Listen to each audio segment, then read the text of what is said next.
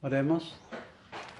Padre nuestro que estás en los cielos, pero también estás con nosotros, como es tu promesa, yo estaré con vosotros todos los días hasta el fin del mundo. Sabemos, Señor, que tú nos guías, nos diriges, que tú estás presente en este culto de adoración y de servicio a ti que hacemos. Ayúdanos y guíanos, Señor, para que en tu palabra podamos nosotros encontrar consuelo y todas las directrices que tú nos entregas para vivir una vida de servicio y de adoración a ti.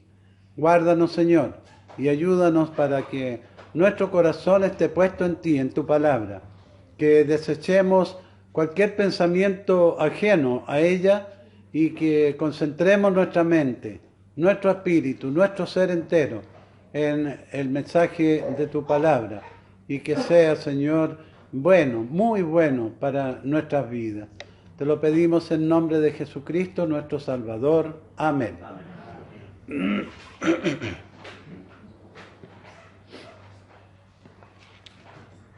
Nuestro sermón para esta mañana lleva por título La conducta cristiana. La conducta cristiana. Qué importante es la buena conducta de las personas, ¿cierto? Cuando un niñito es ordenado, tranquilo, hace sus deberes, se comporta bien en todo lugar, es grato, es muy agradable y su conducta es muy bien aceptada por todos. Pero cuando toca a esos otros que son desordenados y que revuelven todo el gallinero, como decimos, a veces produce molestia en nosotros. La conducta cristiana.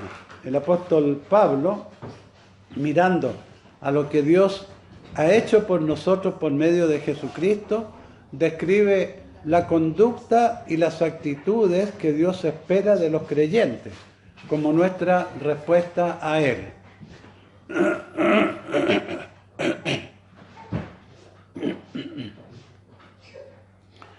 Entonces vamos a ver tres aspectos importantes en cuanto a esta conducta. Primero, lo que Dios requiere de sus hijos.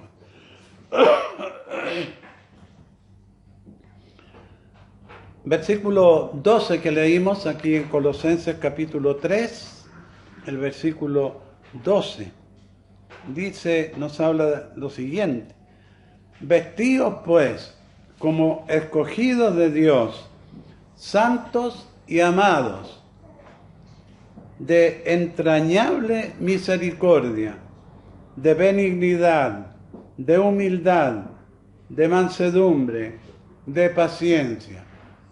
Varias actitudes de nuestra vida que a veces no las tenemos, ¿verdad? A veces nos falta llegar al clímax de estas bendiciones y poder en esta forma mostrar realmente que estamos vestidos de nuestro Señor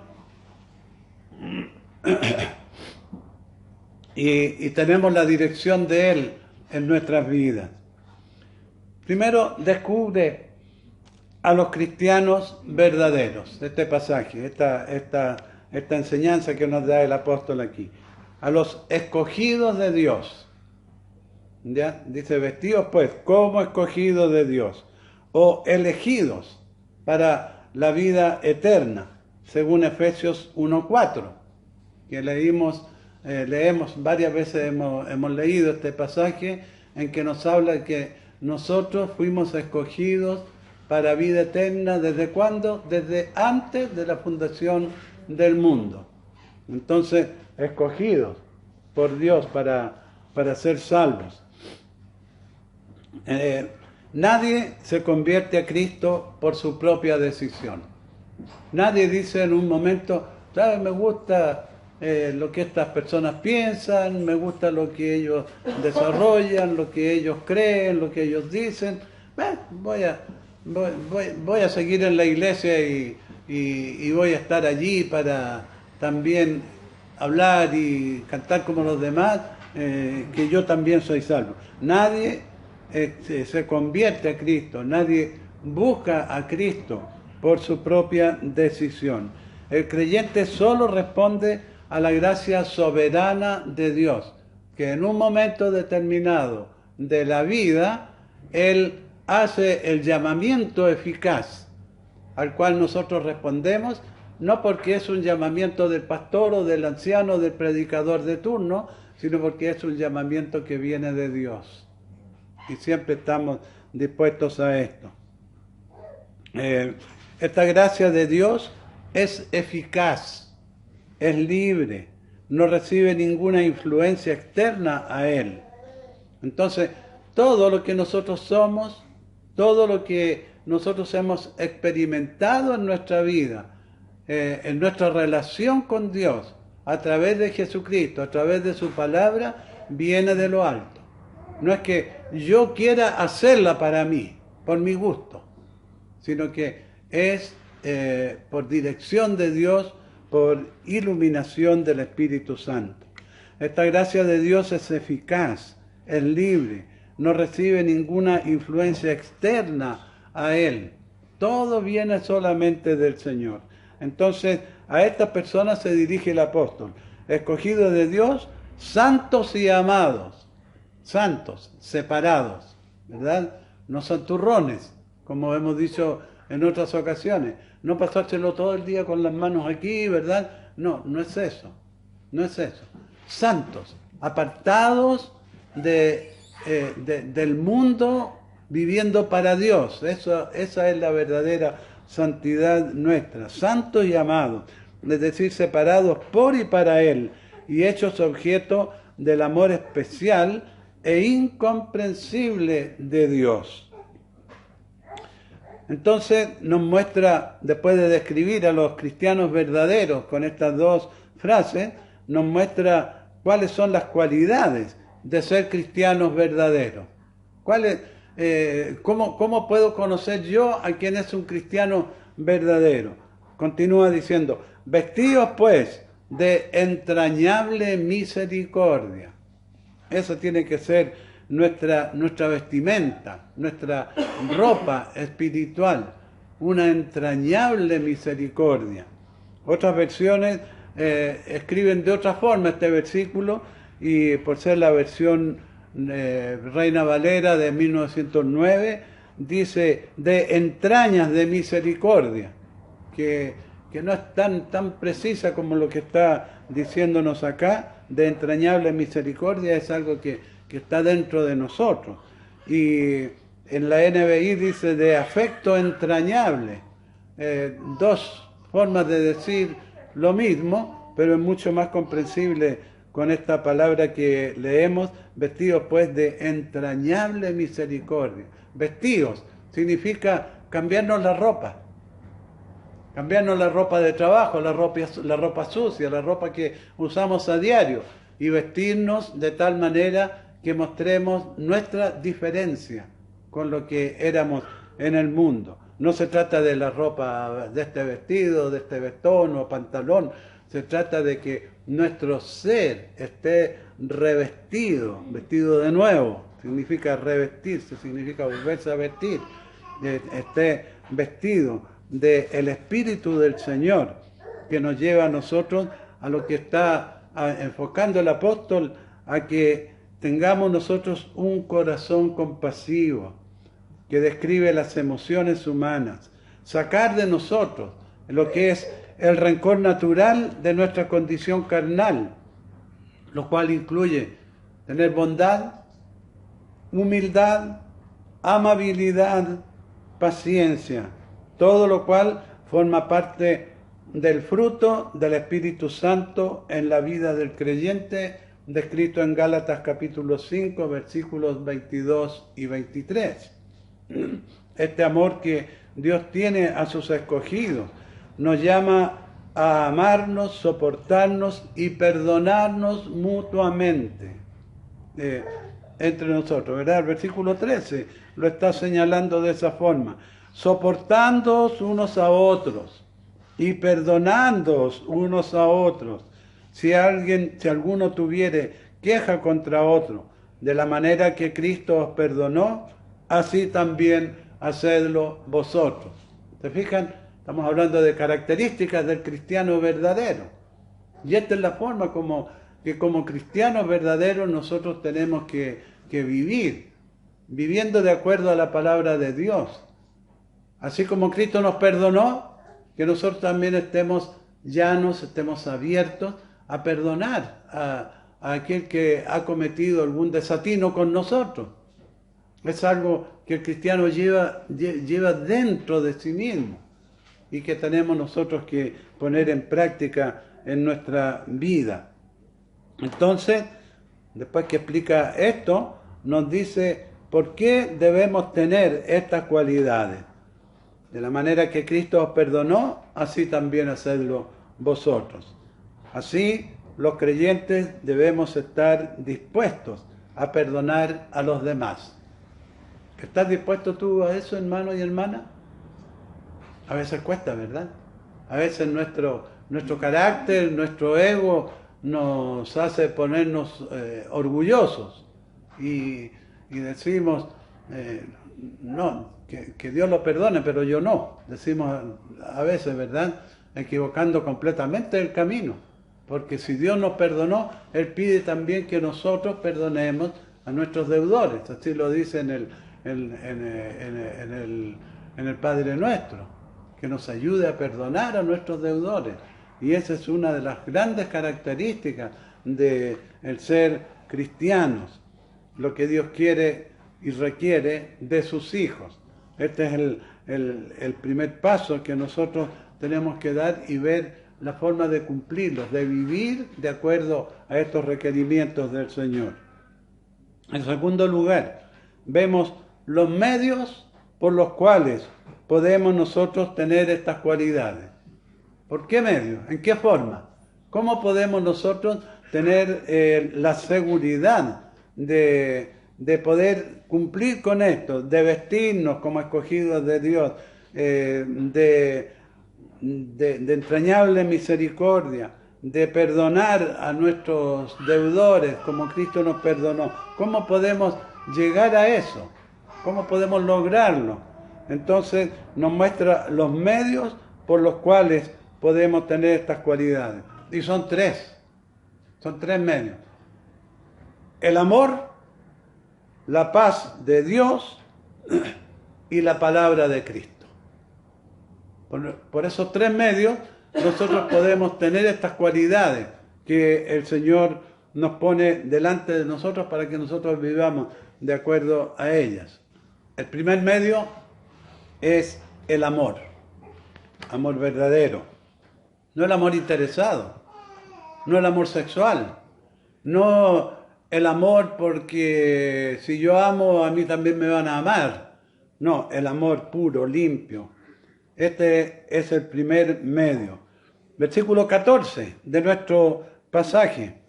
Y sobre todas estas cosas, vestidos de amor, que es el vínculo perfecto, ¿verdad? Nos ha dicho que nos vistamos del hombre nuevo, del traje nuevo, de la persona nueva. Entonces ahora empieza a presentarnos estas prendas con las cuales debemos nosotros revestirnos o vestirnos de nuevo. Y la primera que pone por delante es el amor. Y esta es una virtud, una cualidad, una gracia que corona a todas las cualidades anteriores, el amor. Qué grande e importante es que nosotros podamos mostrar amor hacia nuestros hermanos.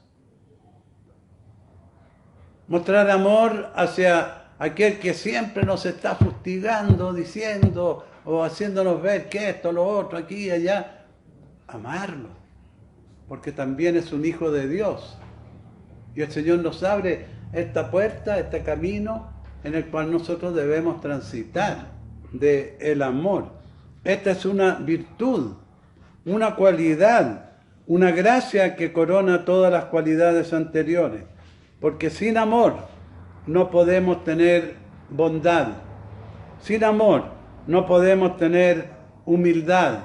Sin amor no habrá en nosotros amabilidad. Sin amor no habrá en nosotros paciencia. Fíjense, el tener esta cualidad importante que es el amor, produce en nosotros todo esto otro. Produce la bondad, produce la humildad, produce la amabilidad y nos da la paciencia necesaria para soportarnos unos a otros. Aquí ya vemos cuántos, 40 personas. Y cada uno de nosotros tiene un carácter diferente, ¿verdad? Nos pusiéramos a describir el carácter de cada uno de los que estamos acá, haríamos una buena lista, una gran lista.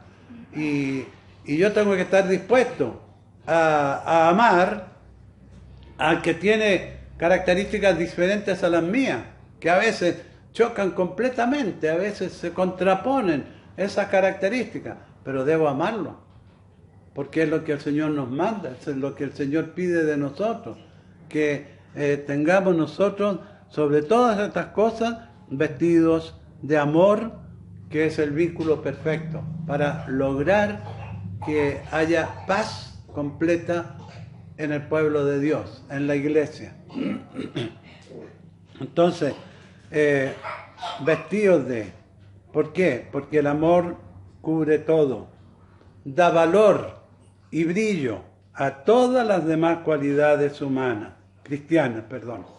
El amor debe ser la base de la perfecta unidad de la iglesia. Tenemos diferentes formas de pensar, tenemos diferentes formas de ver las cosas, tenemos diferentes formas de reaccionar ante algún problema. Unos son más tranquilos, otros son más efusivos, otros son más coléricos en reaccionar, pero por sobre todas las cosas debe primar el amor entre nosotros, para que la iglesia pueda funcionar en la paz que el Señor quiere que funcione. Este es el vínculo que nos mantiene unidos a Cristo. Eso es el amor. El segundo medio es la paz de Dios. La paz de Dios. Vimos el amor de Dios, ahora vemos la paz de Dios. Dice el versículo 15. Y la paz de Dios gobierne en vuestros corazones, a la que asimismo fuisteis llamados en un solo cuerpo, y sed agradecidos. La paz de Dios. Qué importante es tener esa paz. Los diferentes problemas que tenemos que enfrentar a diario en nuestra vida, en distintas ocasiones, en distintas situaciones, tratan de hacernos perder la paz y muchas veces nos sacan de nuestro centro de acción y producen que nosotros perdamos el control sobre nuestra vida.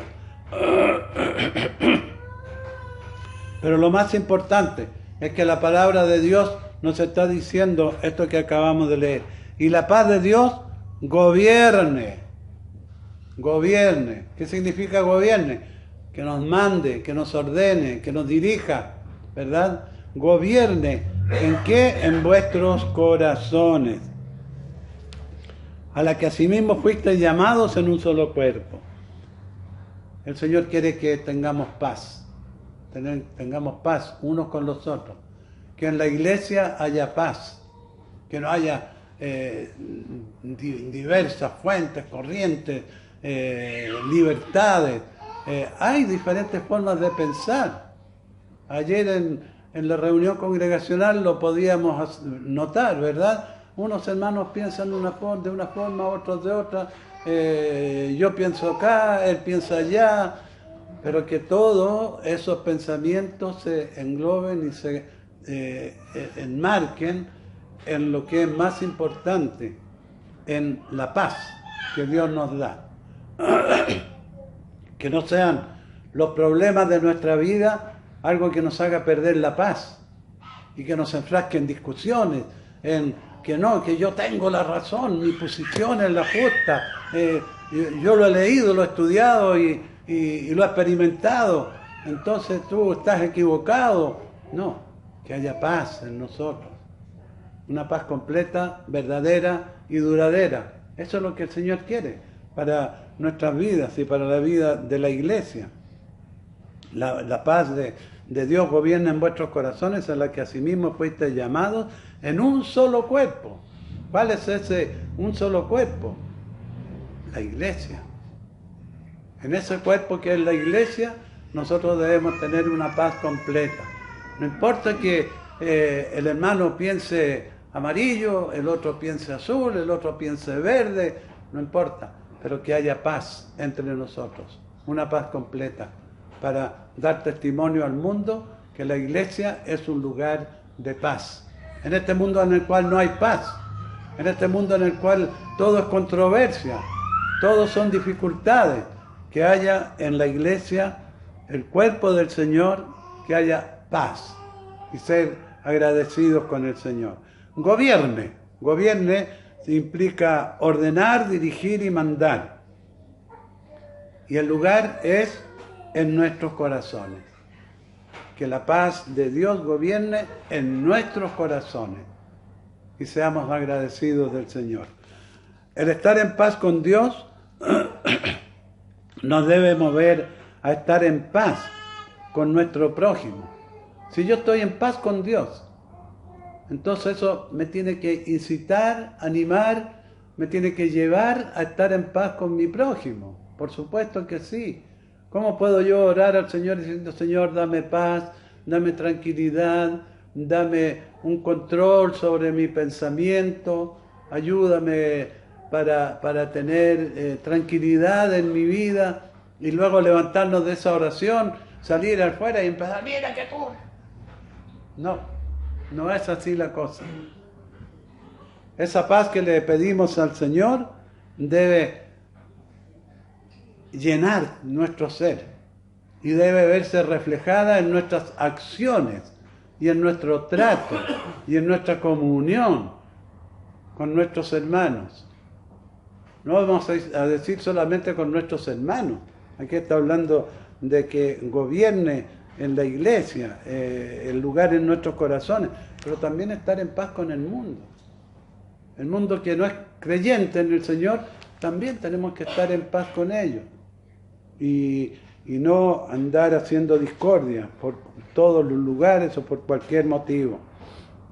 No podemos nosotros decir que tenemos paz con Dios y estar enojados o en conflictos con nuestros hermanos. Entonces, ¿dónde está la paz? ¿Dónde está la tranquilidad de espíritu? ¿Dónde está lo que nosotros estamos leyendo y diciendo en la palabra? Nosotros tenemos que reflejar esa paz que hay en mi corazón, en mi trato con mis hermanos, en mi trato con el prójimo, en mi trato con la gente que no es creyente y que está en el mundo. En todo lugar tenemos que vivir y estar en paz.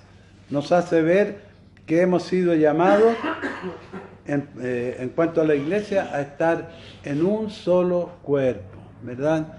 Dice ese versículo, y la paz de Dios gobierne en vuestros corazones, que mande todos los sentimientos que hay en nuestros corazones, a la que asimismo fuisteis llamados en un solo cuerpo. Ese un solo cuerpo es la iglesia del Señor. No podemos decir que tenemos paz con Dios y estar enojados o en conflicto con los hermanos. No puede ser. Estamos diciendo una cosa y haciendo otra. Tiene que haber paz entre nosotros en todos los aspectos de nuestro diario vivir. El tercer medio es la palabra de Cristo. El versículo 16 nos dice, estamos viendo Colosenses capítulo 3, el versículo 16 nos dice, la palabra de Cristo more en abundancia en vosotros, enseñándoos y exhortándoos unos a otros en toda sabiduría, cantando con gracia en vuestros corazones al Señor, con salmos e himnos y cánticos espirituales. La palabra de Cristo more. ¿Qué otra palabra podríamos usar para entender mejor esto de more? Habite, ¿verdad? Viva. Son dos palabras más que pueden explicarnos correctamente esta palabra more, que no es muy usual. La palabra more, morar en tal parte. Decimos vivir o habitar, ¿verdad? Habite, viva en abundancia en nuestras vidas. Eso es lo que el Señor nos está diciendo, que la palabra de Dios tenga estas implicaciones, que sea una realidad en nosotros. Nuevamente vemos nosotros que el Señor nos da poder para cumplir con esta palabra que nos está enseñando, para de esta manera poder enseñarnos y exhortarnos en sabiduría y alabanza. Cuando nosotros estamos en el amor de Cristo, en la paz de Dios y en la palabra de Cristo, en la palabra del Señor, vamos a poder tener esta facilidad que nosotros actuemos con gracia en nuestros corazones. ¿Y cómo lo hacemos? Con salmos, con himnos y cánticos espirituales. Cuando nosotros cantamos, estamos elevando nuestra oración a Dios. Estamos elevando nuestra gratitud al Señor por las cosas que ha hecho con nosotros. Cuando nos fijamos bien en la letra que estamos cantando, y no cantamos así por cantar de memoria, pero estamos pensando en otra cosa, concentrándonos en lo que estamos cantando, en lo que estamos expresando por nuestros labios al Señor. Salmos, himnos y cánticos espirituales. Y eso es la palabra de Dios para nosotros. En tercer lugar, entonces, vemos el resultado final de todo esto. El resultado final de vivir con Cristo, en la paz de Dios, y de vivir en la palabra de Cristo. ¿Cuál es el resultado final? Versículo 17. Y todo lo que hacéis, sea de palabra o de hecho. Fíjense el significado de esto, ¿no? Sea de palabra, lo que decimos, lo que hablamos, lo que comentamos, lo que le digo yo a mi hermano, a mi hermana, lo que estamos hablando a diario cuando nos vemos acá. Todo lo que hacéis, sea de palabra o de hecho, nuestras actitudes durante el transcurso de nuestra vida, el transcurso del día, hacedlo todo en el nombre del Señor Jesús, dando gracias a Dios Padre por medio de Él. Qué importante esto, hermanos. Qué importante este versículo. Qué importante que tengamos en cuenta nosotros cuando vamos a hacer algo. ¿Lo estoy haciendo para la gloria de Dios? ¿O lo estoy haciendo para ganar yo puntitos en el concepto de los hermanos? Todo lo tenemos que hacer dando gracias a Dios Padre por nuestro Señor Jesucristo. Todo lo que hacéis, sea de palabra o de hecho. Todo lo que hacéis se entiende, obviamente, todo lo que no sea pecaminoso, todo lo que sea hecho en santidad, todo lo que sea hecho en separación de las cosas del mundo. Todo aquello que a la luz de las Escrituras no es una ofensa para nuestro Señor. Por eso dice, y todo lo que hacéis, cosas que realmente a Dios le agraden, cosas que realmente sean para alabanza del Señor, todo lo que hacéis. Se entiende obviamente así, ¿no?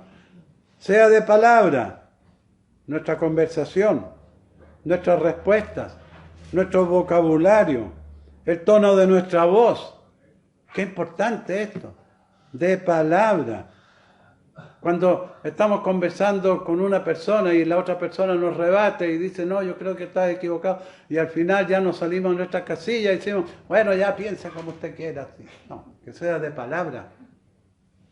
Que verdaderamente amemos a nuestro hermano y tengamos paz con nuestros hermanos en el Señor Jesucristo.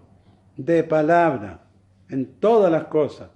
Y de hecho, las actitudes, los propósitos, las acciones que nosotros tenemos al tener relaciones con nuestros hermanos. Qué importantes son estas dos acepciones, de palabra y de hecho.